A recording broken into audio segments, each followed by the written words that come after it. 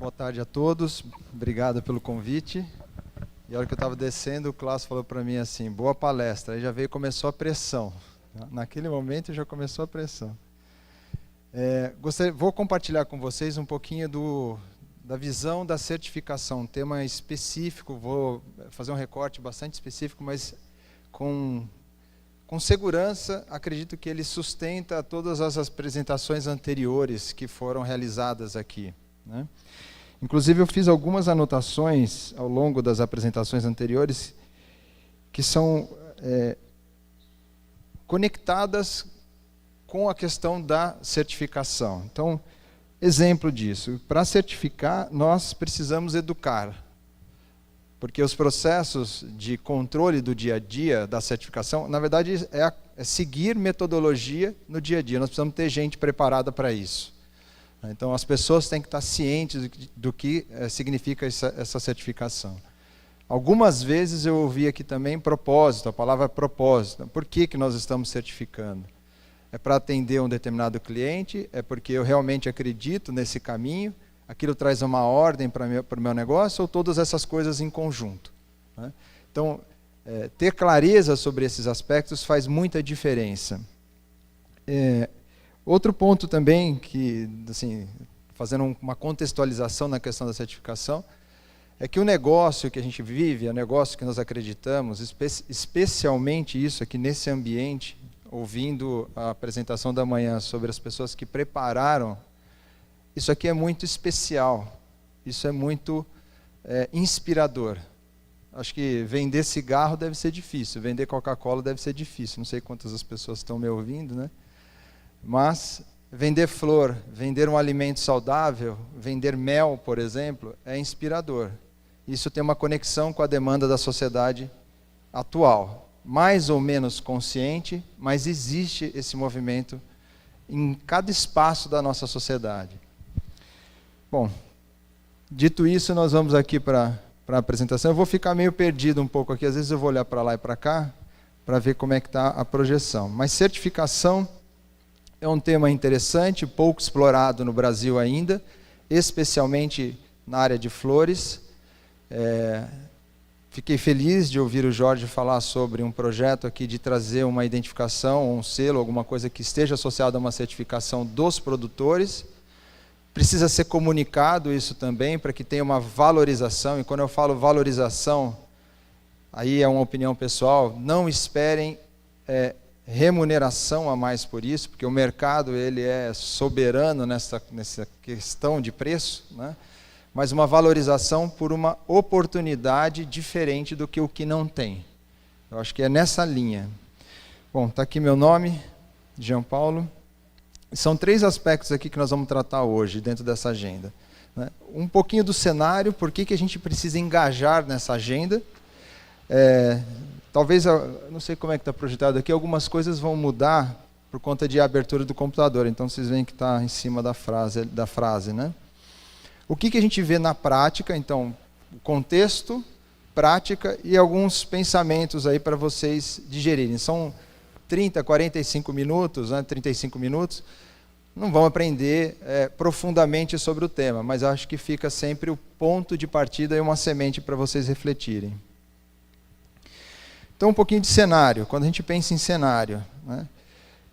Eu tive e tenho a oportunidade, estou tendo a oportunidade junto ao PMA, o CLAS faz parte do conselho do PMA. O PMA é uma entidade internacional, está no Brasil já há cerca de 8 anos. PMA significa Produce Marketing Association, então é uma associação voltada para o estímulo do consumo de alimentos saudáveis, aí frutas e hortaliças, e flores. As flores entraram nesse contexto. Eu acho que o ano passado foi muito importante, no meio da pandemia, né, que todo mundo preocupado, o que vai acontecer, o Klaas levantou a mão e falou assim, pessoal, vocês não estão vendo, mas aqui nós estamos quebrando, né? Não tem evento, as pessoas não estão olhando para a compra de um produto que ele corre paralelo à necessidade básica, então vamos ter atenção a esse produto. E foi muito importante naquele momento um setor do agropecuário, de maneira geral, né, assim, o Brasil agrícola, que não tinha atenção para as flores, e parar para ouvir essa demanda. Então, Então, nesse contexto mundial, então só para vocês entenderem também o motivo dessa minha conexão aqui nesse ambiente hoje com a parte de produção de flores. Se a gente olha nessa contextualização, todos os países do mundo, e aí, obviamente, no conjunto global, tem uma redução de mão de obra do campo. Então, está tendo uma redução de pessoas que ficam no campo. Essa é uma realidade, né? Inclusive países como Índia, China, que tem uma produção agrícola, é uma produção muitas vezes até mais artesanal, mas também as pessoas estão fazendo seu deslocamento para a cidade. Ou seja, nós vamos precisar ter alguns atrativos ou nos prepararmos para atender uma demanda maior de consumo, né, seja qual for o setor, com menos gente no campo, né?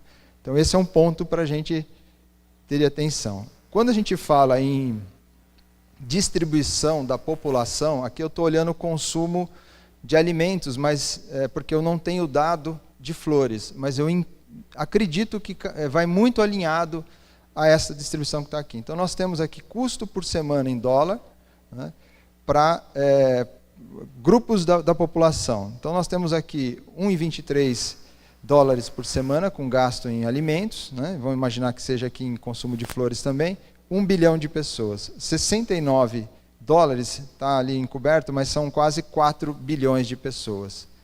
E aí segue 150 dólares, 345, 42 e 500 dólares. 500 dólares a gente vai ali para países como Alemanha, né, talvez Holanda também. Então a gente tem já uma mudança de característica de perfil para esse grupo de pessoas com maior poder aquisitivo e, por outro lado, menor poder aquisitivo.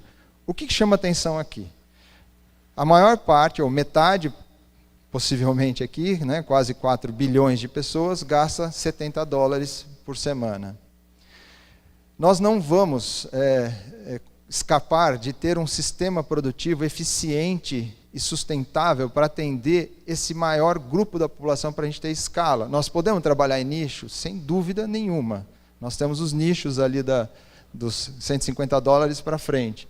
Mas a gente tem a maior concentração da população ali nos 4 bilhões, podendo gastar um valor intermediário. Então nós temos que focar em eficiência produtiva. Para ser eficiente, sem acabar com todos os recursos que nós temos, a gente volta para todos os pontos trazidos anteriormente pelas apresentações. Nesse caminho existe uma esperança, né? Eu acho que também nós estamos indo na direção certa, apesar de tantas notícias difíceis que a gente ouve, né? A princípio, numa grande fotografia, parece que sim. As condições das pessoas no mundo, de maneira geral, está melhor, né? Tem um custo disso também, porque a população aumenta. Em algum momento, eu não lembro, eu fiz a anotação, mas para não ficar entrando aqui no detalhe, foi falado sobre como a gente desgasta o mundo, né? Como a gente, como seres humanos, desgasta o mundo. E é verdade, assim, todos os lugares que o ser humano foi, realmente houve redução de diversidade, redução de recursos, etc. Então a gente sabe que a gente faz isso. Em se sabendo disso, a gente precisa ter uma outra atitude. Aqui a gente vê que a gente tem uma atenção em bem-estar, mas temos que olhar para o custo que isso está causando, né? Outra informação importante, tecnologia, né? O Jorge falou sobre tecnologia na cooperativa. Esses processos todos aqui, eles são impossíveis de serem realizados sem o uso de tecnologia. Por quê? Por conta da escala. A escala. No meu caso, especificamente, eu estou muito vinculado ao tema da rastreabilidade. Isso aqui foi do Fórum Econômico, se eu não me engano, de 2018 para 2019. E o tema da rastreabilidade foi trazido como um aspecto muito importante. Por quê? Porque ele é uma base onde a gente faz os registros dos nossos processos todos. Então, rastreabilidade não deveria ser pensada como atendimento à lei, mas sim como algo que me ajuda a organizar, me ajuda a entregar os valores aí associados à sustentabilidade e me ajuda a preparar. É um tópico, um módulo para a preparação da certificação também, né? Então isso é extremamente relevante. Outro ponto também que a gente explora pouco ainda, eu tenho visto alguns bancos falarem sobre isso, que é a liberação de crédito associado a uma melhor e maior gestão, né? Ou seja, se eu tenho esses controles, se eu tenho condições de evidenciar esse controle, porque não adianta eu falar que eu estou fazendo, eu tenho que mostrar como eu estou fazendo. Para isso também a certificação serve. Eu tenho acesso, nesse caso, a linhas de créditos melhores e com custos também mais atraentes. O agro nacional, ele é um agro pujante, né? Ele é um agro que, em termos de área, ele não cresce, apesar da gente ter os problemas nossos também de desmatamento, né? Mas ele não cresce na mesma proporção da produtividade, olhando como grande imagem. Mas o que tem isso a ver com a gente? Essa é a imagem que o Brasil vende, essa é a imagem que chega interno e externamente. A pessoa que está lá na cidade, ela não sabe o que a gente está discutindo aqui. Ontem à noite eu fui visitar meus pais em São Paulo, minha mãe estava cheia de flores na casa dela, cheia. Assim, mas por quê, mãe? Porque... Mas ela não sabe desse universo aqui, ela não tem a menor ideia do que a gente está falando aqui. E nem tem a menor ideia do que eu estou fazendo. Né? E eu estou aqui. Então, a gente precisa zelar por esses recursos nesta condição. Será que a gente consegue aumentar a nossa eficiência, a nossa produtividade, sem ter que impactar nos recursos? Então, a gente tem aqui um incremento de 70% de área, mais 250% de produtividade e mais de 500% de produção. Então, esse é o que nós estamos buscando. Né? A mesma coisa que acontece com a parte de participação de PIB. Né? Ou seja, quanto que ele representa dentro do valor econômico do nosso país. Né? Isso é extremamente impactante e isso a gente, de novo, eu vou usar sempre a palavra, precisa preservar e zelar. O resto se a gente olhar de maneira macro, nós temos aí o continente africano, o Oriente, né, a Ásia, Europa, Estados Unidos. Onde que pode ser produzido alimento, produzido flores, produzido insumos para a vida? Agora é no Brasil. Talvez em algum momento no continente africano, como nós temos hoje as nossas condições. Mas agora a realidade é nossa. Né? Vamos surfar essa onda. Outra questão também importante, dentro dessas características e dessas visões, né, é que o mundo que a gente está vivenciando, ele está envelhecendo, ele está sendo mais longevo. Essa era a curva da pirâmide nossa na década de 50, aqui já na década de 80, aqui 2020, mais ou menos o que a gente está vivendo agora, e isso aqui 2099. Nós saímos de uma base extremamente jovem para uma base com uma longevidade maior. Muda comportamento, muda expectativa, muda propósito, muda atitude. Porque a perspectiva de vida, de mundo, muda também. Então os questionamentos, e de uma geração que está agora, né, se perguntando e querendo, eu tenho filhos aí na casa dos 20 anos, que faz pergunta que eu fico assim, eu não concordo, mas ele já fala, não é que você concorda ou não concorda, é assim que a gente pensa hoje, assim, bom, tem que dar uma engolida seca, tentar entender e vamos seguir adiante. Né? Mas esse é o questionamento que vem dessa nova geração. E é uma população jovem que está sumindo. Isso aqui é uma matéria que saiu agora do dia 26 desse mês aqui no Jornal Estadão. Também aqui, quando estava sendo falado sobre tecnologias, eu tive a oportunidade de almoçar com o Klaas, né? E com a Beatriz, e ela falou sobre alguma coisa sobre tecnologia. Eu não lembro exatamente o tema, mas quando você comentou sobre isso, Beatriz, eu lembrei dessa imagem, porque o problema hoje não é acesso à tecnologia. O problema é a nossa capacidade ou quebra da nossa, talvez, medo de usar a tecnologia, né? Ou de encaixar aquela tecnologia, porque eu vou ter que mudar o meu processo. Lembrei, foi isso, ela estava falando de mudança de processo. Né? Ou seja, se tiver um carro, Uber, daqui a pouquinho, chegar aí e falar assim, ó, não tem motorista, eu posso ligar, ele para aí na frente, eu vou voltar para São Paulo na sequência, sem motorista. Eu tenho ou não tenho coragem de entrar? A tecnologia está lá. Eu vou conseguir ou não entrar? Essa imagem aqui eu peguei de uma pessoa da Siemens, falando sobre as questões tecnológicas. E eu achei muito interessante, porque a curva é quase que exponencial do que é ofertado de tecnologia, mas a diferença entre a adoção nela, que é aquela parte mais amarela, é a nossa capacidade de acreditar que aquilo vai ou não funcionar. As tecnologias estão disponíveis, então a gente vai decidir. E volta para o que o Jorge colocou antes. Eu não preciso usá-la agora, mas eu posso decidir iniciar esse processo para ver qual vai ser a aderência dele na vida futura. E aí eu ouvi de um produtor uma definição sobre sustentabilidade que eu literalmente copio dele. Sustentabilidade é a longevidade da minha decisão atual. Eu gostei muito dessa definição dele. Então, aquilo que eu decido agora, quanto que vai impactar positivamente no tempo para frente. Tá? Em relação à atitude, então um pouquinho do contexto do mundo, né, do que a gente está vendo, e em relação ao que está acontecendo mesmo na prática. Tá? Bom, eu peguei, essas coisas elas me incomodam muito no dia a dia, eu acho que como a gente está aqui tendo uma oportunidade de discussão um pouco mais ampla, eu fui pegando ao longo dessas 2, 3 semanas informações que todo dia eu olho e falo, não é possível, né? Mas isso tem a ver com essa nossa clareza de para onde eu vou, de uma decisão de o que eu vou fazer, de uma escolha se eu vou me certificar ou não. Então a gente vê questões de inclusão, essa discussão da Amazônia, tal, não está acontecendo algum problema lá.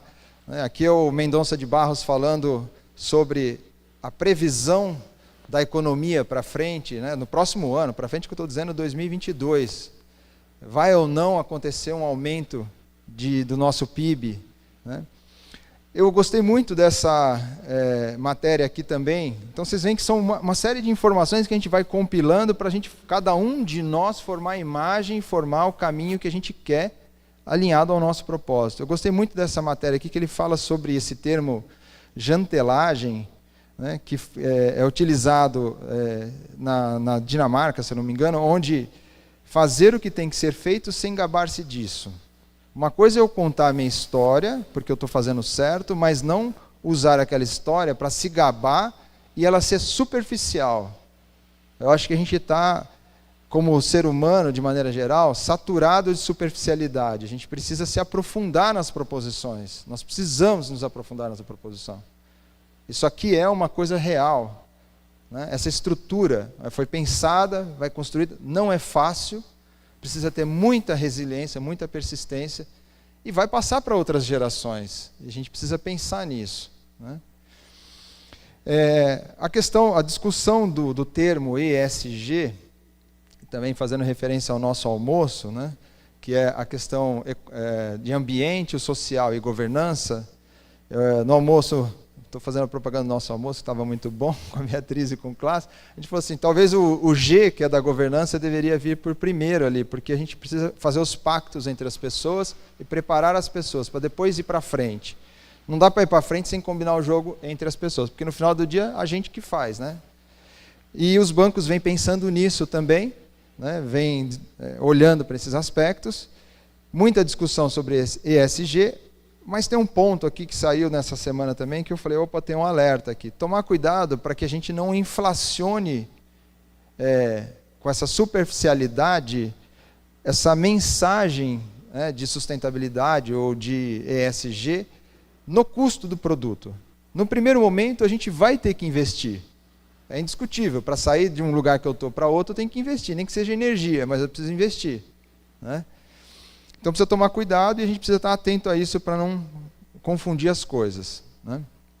Isso torna uma demanda explícita, já tem aí os Objetivos de Desenvolvimento Sustentável e essa discussão do ESG. Tá?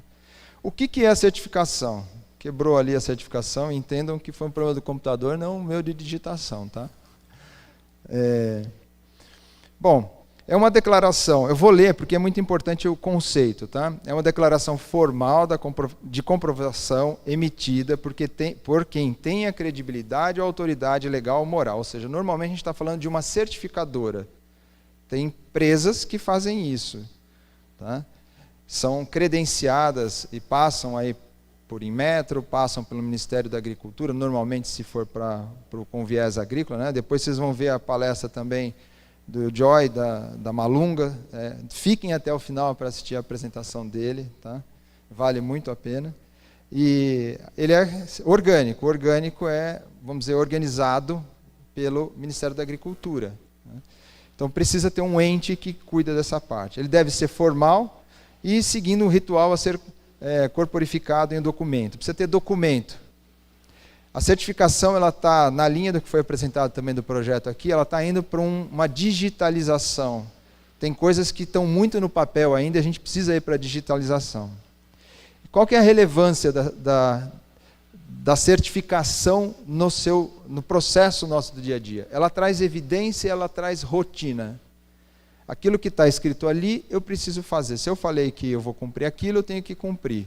E na hora que alguém vem me visitar, ele vai me auditar, vai verificar se aquilo de fato está comprovado no histórico, no tempo. Tá? Isso é muito importante. Eu estava conversando há 2 semanas atrás com uma pessoa que é muito especialista, e um especialista prático, de campo, sem ficar só no conceito, em relação à certificação. Eu perguntei para ele, o que é a certificação? Ele perguntou, onde você quer estar daqui 10 anos? Eu falei, por que 10? Ele falou, não, porque 5 já está muito perto. 10 anos. Onde você quer ir? Eu falei, poxa. Ele falou, então, pensa. Porque os teus processos, a forma que você faz, a forma que você está está baseado em alguma coisa, está baseado em algo que é crível para o mercado? Eu estou numa área de software. Como é que confia? Tem vários. E os dados, e o LGPD, e todas essas questões de informação, para onde vai? Né? Então ele falou, certificação vai dar uma chancela em cima disso. Né? Vai te dar uma identificação em cima desse aspecto. Né? Aqui eu trouxe o exemplo do Global Gap. Aqui no Brasil nós temos a certificação Global Gap, ela é muito voltada para uma troca de venda, né, um comércio de produtos para exportação. No Brasil, principalmente, na área de frutas e hortaliças, é muito voltado para exportação. Flores para exportação provavelmente também deve ter demanda, ou se não tem, terá demanda associada à exportação e ter uma certificação. A certificação Global Gap é uma das mais reconhecidas. A gente tem uma pessoa representante oficial do Global Gap. Quando eu falo a gente, é a entidade, né? Porque é um organismo que fica na Alemanha e que coordena isso no resto do mundo, com grupos de trabalho em várias partes do mundo. Então, aqui no Brasil, a gente tem uma pessoa responsável. Posteriormente, se vocês quiserem contato dela, inclusive ela fica aqui na região, ela pode ajudar a esclarecer melhor os processos nos seus dia a dia, né? Como é que funciona aqui toda a estrutura. Mas nós temos módulos aqui. A gente tem módulos associados a cultivo, a gente tem módulo associado à aquicultura, a parte de proteína animal, e tem a parte de flores ornamentais, flores e ornamentales. Né? Aqui está em espanhol, porque tem parte desses documentos a gente ainda está traduzindo para a língua portuguesa. Tá? Então esse aqui é um exemplo do checklist. Nós não vamos ler todo ele, mas eu acho que é importante, porque tem que desmistificar o que é isso. Muitas coisas da rotina da certificação, elas são rotinas que já estão no dia a dia de vocês, dos produtores, efetivamente. Né? Então, por exemplo, histórico e manejo do local. O que acontece? Eu preciso ter registro. Como é que eu vou fazer o controle da minha operação de entrada, saída, custo, retorno financeiro daquela operação se eu não tenho registro? Então, nada mais neste caso, do que eu comprovar de fato o que está sendo realizado. Eu estou colocando alguns pontos que eu achei mais relevantes, pelo menos aqui para essa nossa conversa. Higiene. Estamos no meio de uma pandemia, acho que a gente aprendeu a questão da higiene. E na visão de sustentabilidade, né, da gente ter atenção aos nossos recursos, a contaminação cruzada, aliás, eu caí no universo da rastreabilidade porque eu vivenciei o problema da vaca louca na Europa lá na década de 90, por uma questão de contaminação cruzada entre alimentação animal e depois o homem, o ser humano, comendo, né, se alimentando deste animal. Então, higiene, saúde das pessoas que trabalham, conscientização sobre esses aspectos, eu acho que nós aprendemos bastante nesse período. Então, segurança e bem-estar do trabalhador, né? Gestão de resíduos e agentes contaminantes e reciclagem e utilização. Eu não combinei nada com o Jorge, mas foi basicamente parte da apresentação dele, do plano também da cooperativa. Então, são bases que subsidiam o processo para certificação. Conservação, procedimento de retirada e recuperação de produto do mercado, né? Como é que eu posso fazer uma retirada caso dê algum problema. Eu queria chamar um ponto de atenção aqui. Eu não tenho esta resposta e a gente não acompanha, neste caso, esse tipo de monitoramento em flores. Mas muita atenção com a parte de resíduo químico. Muita atenção com isso. Nos alimentos, isso foi propulsor, em alguns momentos negativamente, mas em outros positivamente para controles do processo. A sociedade levantou a mão e falou assim, está usando muito agrotóxico, está usando muito defensivo químico ou agroquímico, o nome que for. Na percepção da sociedade é assim, isso me faz mal. Nós não podemos estragar a percepção, que é unânime, que isso aqui é muito bom, por causa de um manejo nosso errado. Tá?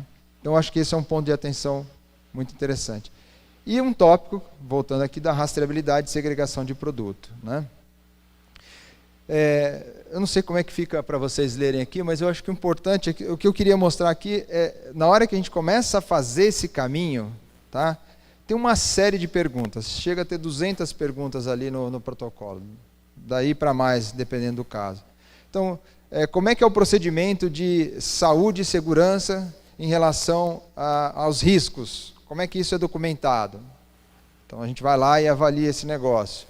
As pessoas que trabalham no local recebem informação sobre saúde e segurança, elas fazem isso, a gente orienta. Vejam que nada mais é do que um processo de educação. É uma checagem para o processo de educação. Né? Nas flores, especificamente, o produtor pode demonstrar informação sobre os limites máximos de resíduos, aqui já pede. Né? Existe monitoramento sobre isso? Tá? Esse é um tópico que entra na pauta aqui da discussão. No caso de produto registrado para produção, né? Os produtos são certificados para aquele produto? Ele pode ser utilizado? Né? Então, só para ter uma ideia, e se vocês verem ali o nível, tem uma coluna, a última coluna, escrito maior. É porque tem questões que a gente vai avaliar, que elas são menores, maiores, e tem umas questões que a gente chama de nocaute. Se aquilo lá não atender, pode parar tudo, a gente volta para casa e vai voltar depois só quando tiver corrigido esse processo. Tá? Uma questão maior, ela pode não estar atendida, mas a gente vai dar um tempo para que ela seja corrigida. Tá? Questões básicas também aqui, né, dos 5 sensos aqui, então, utilização, limpeza, ordenação, saúde, autodisciplina, você vê que vai trazendo método. Vai trazendo uma série de métodos para que a gente possa nos preparar para a certificação.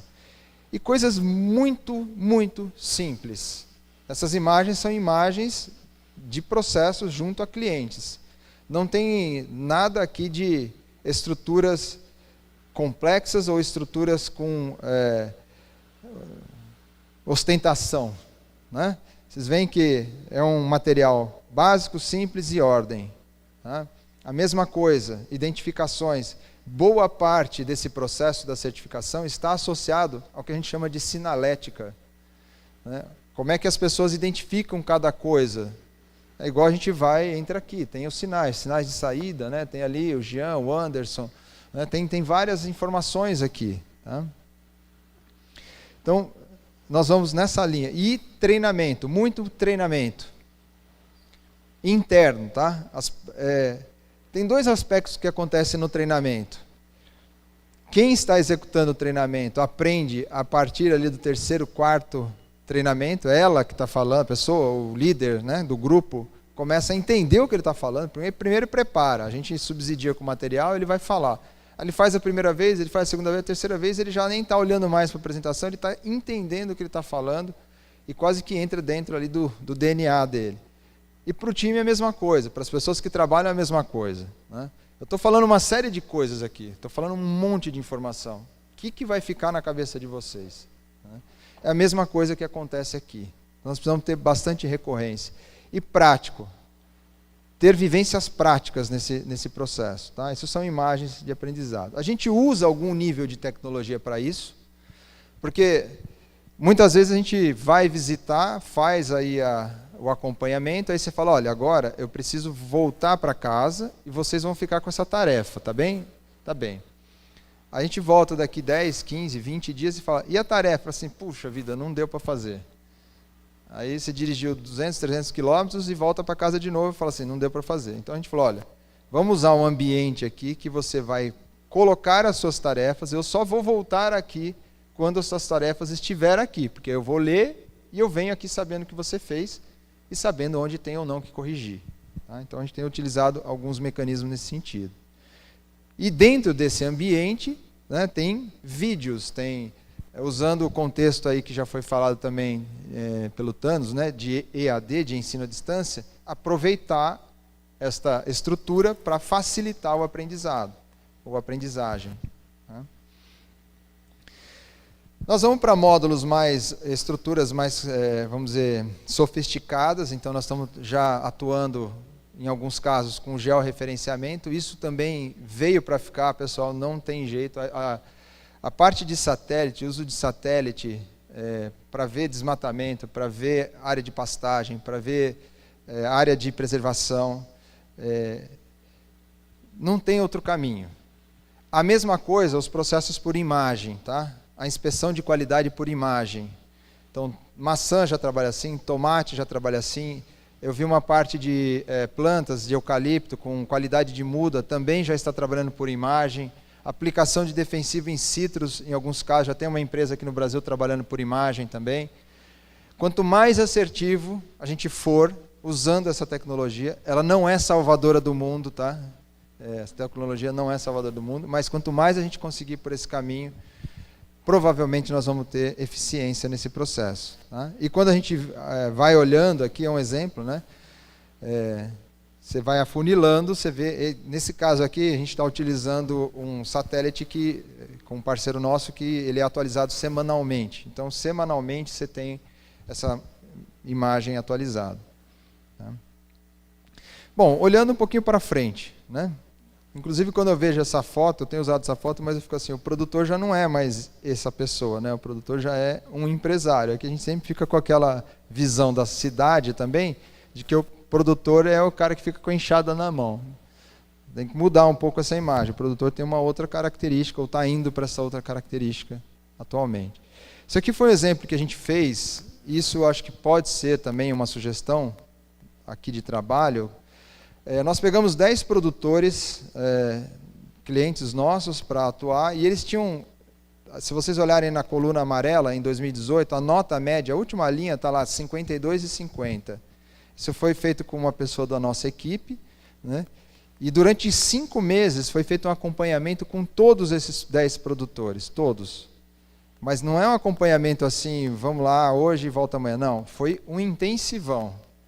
Tá? Passou ali 5 meses, voltou para fazer a auditoria. A nota deles, aí teve a pré-auditoria, que é o verde, e a auditoria, que é o em azul. A nota saiu então de 52, foi para 91 e 88. Aquilo lá é nota maior e nota menor, como eu comentei, depende do critério. As pessoas aprendem, as pessoas elas têm capacidade de aprendizado, de aprender.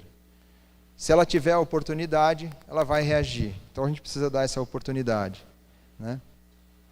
Isso aqui é outra informação interessante nesse nosso histórico. Em 7 anos, então nós começamos lá no ano 1, com a nota dessas auditorias em 65. A nota vai sempre de 0 a 100. Então a nota estava em quase 66 e no ano 7 estava com 91. É igual ir na aula. Quem vai na aula, presta atenção, assiste, faz tarefa, passa de ano. Se tiver dificuldade, levanta a mão, passa de ano. O professor vai ajudar, os especialistas vão ajudar. Então você vê que depois, no ano 2, né, o grupo começou um bom grupo também. Por que a linha azul está no ano 1 até o ano 7? Porque eles ficaram 7 anos. Esses nossos clientes, eles ficaram 7 anos nesse projeto aí. Aí teve gente que entrou no ano 3, você vê que a nota estava mais baixa, mas o incremento de nota é rápido. No ano 4, a mesma coisa. Ano 5, né, a mesma coisa. E aí a gente pega essa nota e começa a plotar aqui numa visão muito interessante. Qual é o volume de negócio dele e qual é a nota dele?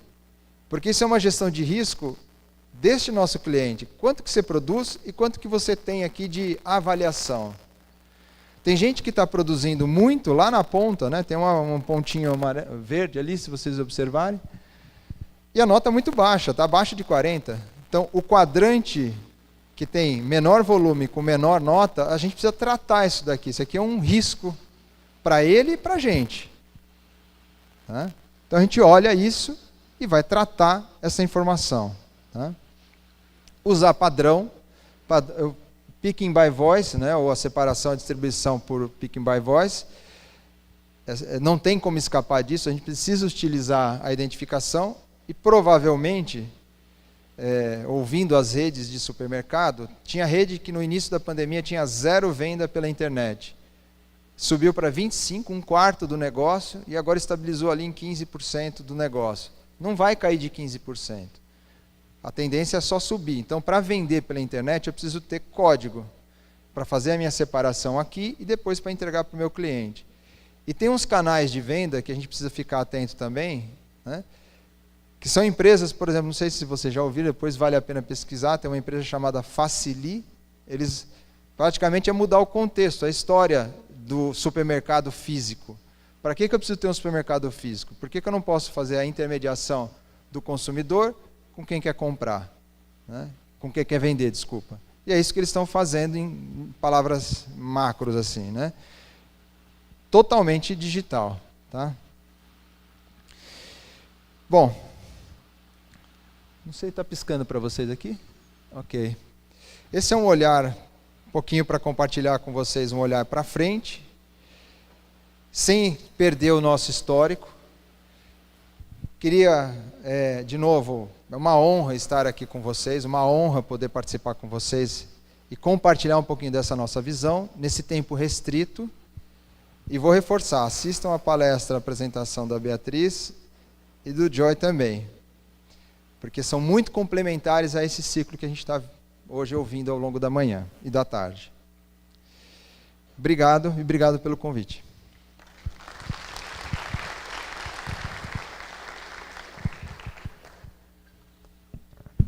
Muito obrigado pela sua apresentação, parabéns. Gostaria de saber se vocês têm alguma pergunta.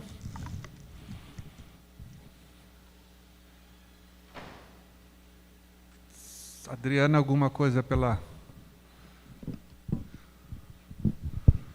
Bom, então, Adriana, vamos dar um presentinho para ele também, né? Também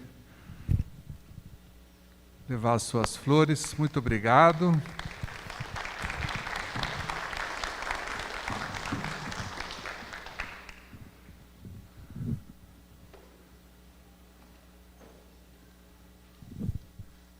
Eu vou adorar receber essas flores. É, claro.